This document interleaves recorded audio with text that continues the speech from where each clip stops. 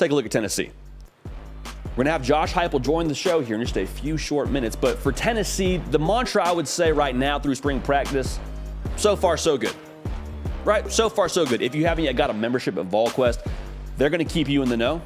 All right, Eric Kane, Austin Price, Brent Hubbs, they're going to do the best job in the industry making sure you're up to speed with everything Tennessee football. A couple of guys I want to make sure we highlight through spring practice. Joe Milton, the report on him is he's connected on a few deep balls so far through spring practice. And you already know Joe Milton could throw oranges 110 yards. That's great. But unfortunately, they play football with footballs, not oranges. So we're stuck with that kind of situation. But for Joe Milton, he's already connecting on deep balls. And the concern around Joe Milton that people like to throw out is, big arm, lacks accuracy at times. Okay, one, didn't see that in the Orange Bowl. Was dialed in. Second, doesn't sound like he's missing deep right now with his deep ball. Okay, I know it's just spring practice, but a good report right now is encouraging.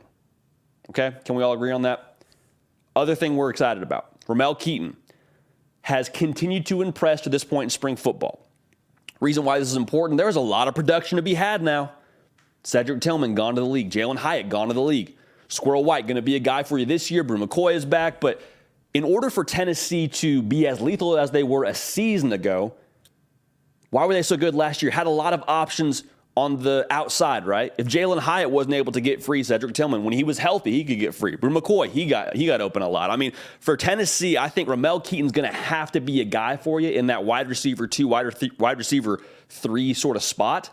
And for him to be making some plays to this point, it's encouraging. Again, no absolutes right now for Tennessee, but Ramel Keaton is a standout guy, it sounds like, to this point in the spring. Kind of the same thing we've talked about with defense across the board in spring football. It's just too early to really get a gauge.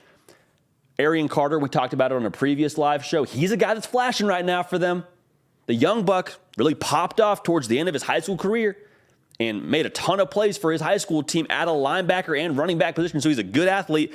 He's a guy they're excited about. But right now, it's just going back to the basics for the defense. Getting through their read steps, getting through their fundamentals. That's what spring is for. It's about laying the foundation. And right now, it's what Tennessee is attempting to do on the defensive side of the ball. Because I'll just say this. I believe Tennessee is going to be more than good enough on the offensive side of the ball. Like, I bet they'll be in that 38 to 40 points a game range. That's just how I feel. Now, on defense, if they can just be 5% better, how good could Tennessee be?